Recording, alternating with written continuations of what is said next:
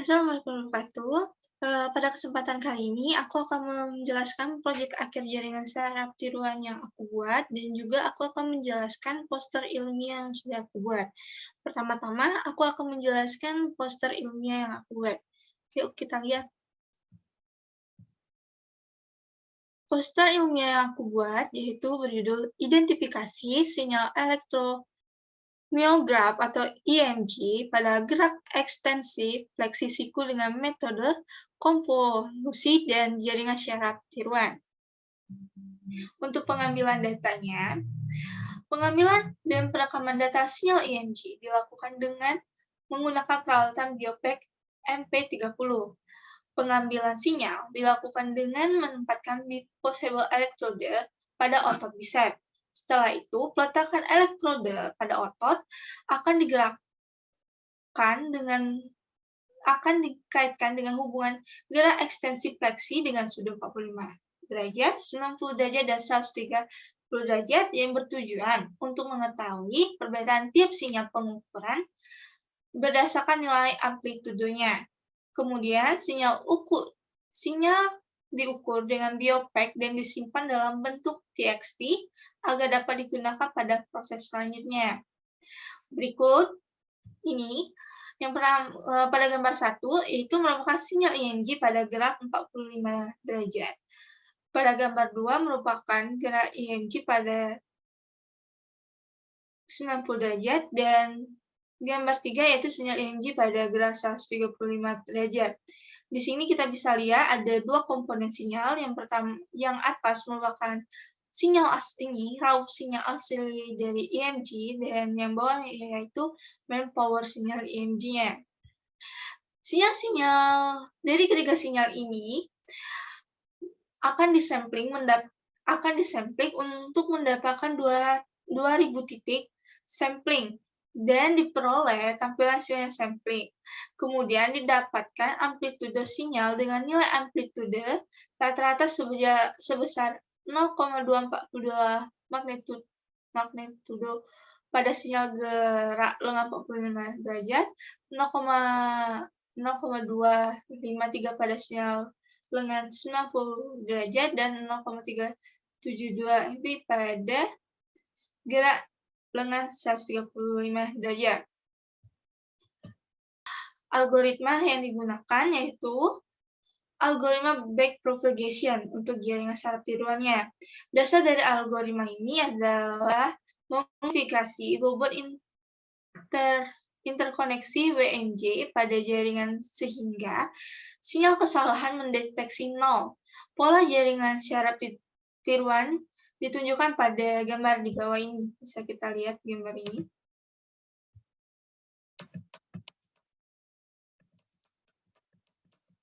Yang terdiri dari input, hidden layer, dan outputnya. Untuk algoritma pembelajarannya meliputi beberapa tahap sebagai berikut. Pertama, inisialisasi awal, yaitu menginisialisasi bobot, yaitu menetapkan bobot dan nilai acaknya. Kedua, menetapkan kondisi. Jika kondisi pemberhentian proses salah, maka akan dilakukan langkah pembelajaran ketiga sampai ke 10.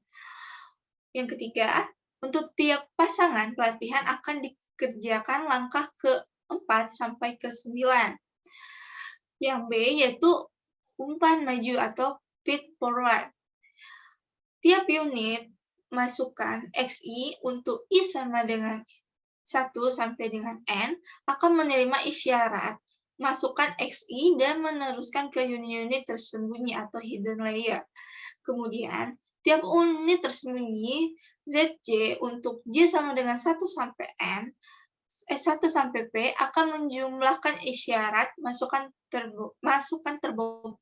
Kemudian menerapkan fungsi aktivasi, menghitung sinyal output dan mengirim sinyal ini ke semua unit pada layer di atasnya atau unit output. Kemudian tiap unit output yaitu YK di mana K sama dengan 1 sampai dengan M menjumlahkan sinyal-sinyal input pembobotnya. Kemudian menerapkan fungsi aktivasi dan menghitung sinyal output-nya. Setelah itu, masuk ke back propagation-nya. Tiap output unit JK di mana K sama dengan 1 sampai dengan M akan menerima suatu pola target yang bersesuaian dengan pola pelatihan input, menghitung batas informasi error-nya, serta mengakumulasi batas koreksi pembobotnya yang digunakan untuk update WJK selanjutnya. Kemudian, mengakumulasi batas biasnya digunakan untuk menghitung update WOJ selanjutnya dan mengirimkan tau K pada unit-unit layer di bawahnya. Setelah itu, tiap hidden unit Z, J di mana J sama dengan 1 sampai dengan P akan menjumlahkan delta input-input dari unit layer di atasnya, kemudian mengalihkan dengan turunan dan fungsi aktivasinya untuk mengakumulasi batas informasi error, kemudian mengakumulasi batas koreksi pembobotnya, digunakan untuk mengupdate PIJ kemudian, dan mengakumulasi batas koreksi biasnya, digunakan untuk mengupdate POJ. Terakhir, yaitu update bobot dan bias. Tiap output unit YK, di mana K sama dengan 1 sampai dengan M, mengupdate bias dan pembobot, J sama dengan 0 sampai dengan P, dan tiap hidden unit Z, J di mana J sama dengan 1 sampai dengan P, mengupdate bias bobot I sama dengan 0 sampai dengan N. Dan terakhir yaitu uji kondisi pemberhentian atau syarat berhenti. Analisis dan pengujian. Identifikasi sinyal EMG ini dilakukan menggunakan jaringan syaraf tiruan metode backpropagation yang terdiri dari 3 layer, dengan layer input sinyal berupa sinyal RMS EMG hasil konvolusi sebanyak 60 data learning dan 35 data non-learning, dengan target output sebanyak 3, yaitu 00 untuk sinyal gerak 45 derajat, 01 untuk sinyal gerak 90 derajat, dan 10 untuk sinyal gerak lengan 135 derajat. Pada layer hidden digunakan 4 neuron hidden dan layer output digunakan 2 output. Setelah beberapa pengujian, maka dipilih parameter learning rate yang digunakan sebesar 0,75 dengan nilai iterasi maksimum sebanyak 2000 iterasi dan toleransi error sebesar 0,001. Dari hasil learning memperlihatkan bahwa sistem menghasilkan output learning yang nilainya mendekati target 0, 00, 01, dan 10 dengan nilai sum square error sebesar 0,0369 yang berarti bahwa proses learning telah memenuhi syarat keberhasilan dengan nilai SSE 0,1. Pengujian sistem dilakukan dengan input sebanyak 60 data learning yang sudah teruji dan 35 input yang belum teruji atau non-learning. Hasil pengujian ditampilkan pada tabel 1 dan tabel 2. Bisa kita lihat di bawah ini yang ditampilkan hanya 10 data saja. Kesimpulannya, hasil penelitian dengan metode jaringan syaraf tiruan yaitu backpropagation yang memproses 2000 titik data sinyal EMG dengan kebutuhan 3 kategori. Output adalah 3 kategori output adalah layer 4 hidden adalah layer hidden 4 neuron dan layer output digunakan 2 output. Learning rate sebesar 0,75 dengan nilai iterasi maksimum sebanyak 2000 iterasi dan toleransi error sebesar 0,001. Hasil pengolahan sinyal menghasilkan 60 data teridentifikasi dari 95 data total dengan rincian 18 data sinyal 45 derajat untuk 45 derajat, 23 data untuk sinyal 90 derajat, dan 25 data untuk sinyal 135 derajat. dengan nilai sum square error sebesar 0,0369. Tingkat keberhasilan dari sistem identifikasi ini yaitu tingkat keberhasilan learning sebesar 78,33%, tingkat keberhasilan uji data baru atau belum teruji sebesar 54,3%, dan tingkat keberhasilan sistem secara keseluruhan yaitu sebesar 69,47%. Untuk presentasi poster yang telah saya buat, kemudian saya lanjutkan ke program yang saya buat itu. Proyek akhir jaringan saraf tiruan. Implementasi algoritma backpropagation pada dataset heart disease. Ini merupakan dataset yang saya ambil di UCL Machine Learning. Dataset yang saya ambil adalah dataset heart disease. Pada dataset ini berisi 13 kolom dengan 303 baris. Ini ada kolom yang berisi umur, jenis kelamin, CP, tes BPS, call, PBS, restek, talak, exam, old peak, slow, kalsium, tal, dan target. Kemudian untuk implementasi algoritmanya, yang pertama kita buat terlebih dahulu file baru dengan nama heart disease IPNB pada Google Colab. Saya di sini menggunakan Google Colab. Kemudian memastikan file dataset berada dalam satu folder dengan file heart disease IPNB. Kemudian mengimpor library NumPy dan Pandas, serta mengimpor dataset. Bisa dilihat di sini, kita import Pandas SPD dan import NumPy SNP. Kemudian kita juga memanggil dataset, yaitu dengan heart CSP.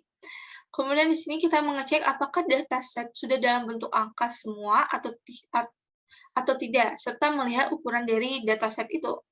Di sini saya menggunakan perintah heart dataset info untuk melihat apakah bentuknya sudah angka semua. Bisa kita lihat di sini, semuanya sudah dalam bentuk bilang ini angka, integer dan float. Kemudian untuk melihat ukuran, saya menggunakan perintah heart dataset.save atau ukuran, yaitu dia memiliki 303 baris dengan 14 kolom. Kemudian, menggunakan fungsi pada sklearn untuk mendapatkan semua data dalam bentuk antara 0 dan 1. Di sini prompt sklearn.processing import mix-max-scalar, di mana dataset sama dengan heart dataset.copy, scalar yaitu sama dengan mix-max-scalar, data sama dengan dataset.drop target, access column, target sama dengan dataset, target, data sama dengan scalar.fit transform data. Kemudian membagi data training dan data testing menggunakan fungsi sklearn. Di sini kita menggunakan fungsi from sklearn.model selection import train test split. Data train, data test, target train, target test sama dengan train test, split data, target, test size yaitu 0,2. Di sini kita gunakan dan random state sebanyak 42. Di sini saya juga membuat untuk validation-nya, yaitu data train, data valid, target train, dan target valid, yaitu sama dengan train test, split, data, target, test size 0,20, sample true, disable. Di sini kita print data train-nya, xtrain, xtest, ytrain, ytest, yvalid, dan xvalid-nya. Bisa kita lihat di sini xtrain itu datanya 242,13, ukurannya terus untuk tes 61,13, Untuk Y-train-nya 242, untuk Y-test-nya 61, untuk data pilot-nya 61, Y-pilot-nya 61, dan untuk X-pilot-nya yaitu 61,3. Kemudian kita membuat model backpropagation-nya. Dengan cara di sini kita importkan library TensorFlow STF, terus from TensorFlow import class. Model sama dengan keras dan model the sequential, di mana di sini kita membuat hidden layer sebanyak 150, ini 3 baris dan outputnya ada 1. Kemudian kita mengcompile model, compiling model compile optimizer sama optimizer loss binary cross entropy matrix accuracy. Lalu kemudian kita jalankan dan menghasilkan ini blackbox-nya. Kemudian yang terakhir yaitu kita menggunakan rumus untuk evaluasi data training dan data testing. Di sini kita lihat score sama dengan model the evaluasi data target train, dan evaluasi the model testing score sama dengan model the evaluate data test and target test. Di sini kita ubah ke dalam persen. Jadi di sini kita bisa lihat untuk akurasi trainingnya yaitu sebesar 86,89%, begitu pula dengan akurasi testingnya yaitu 86,89%.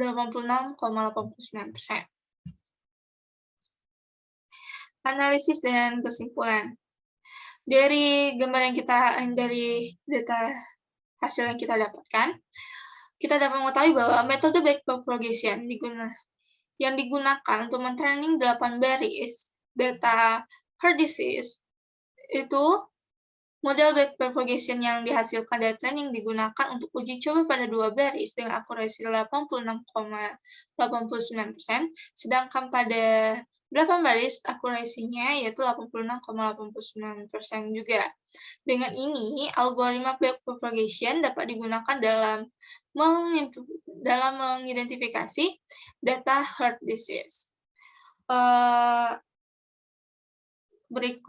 Terima kasih. Berikutnya kita lihat demonya langsung. Oke, pertama kan di sini kita import, kita jalankan.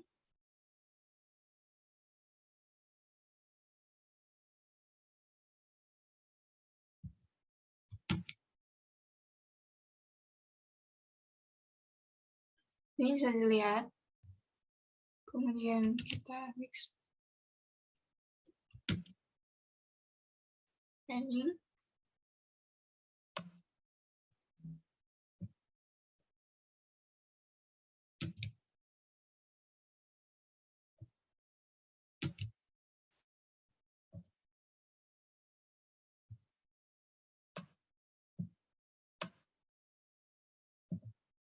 Kita importkan modul ini terlebih dahulu.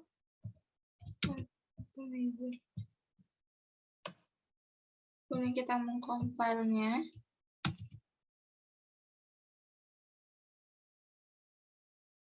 Kita lihat data yang jalan. Oke. Kemudian untuk kita lihat evaluasi.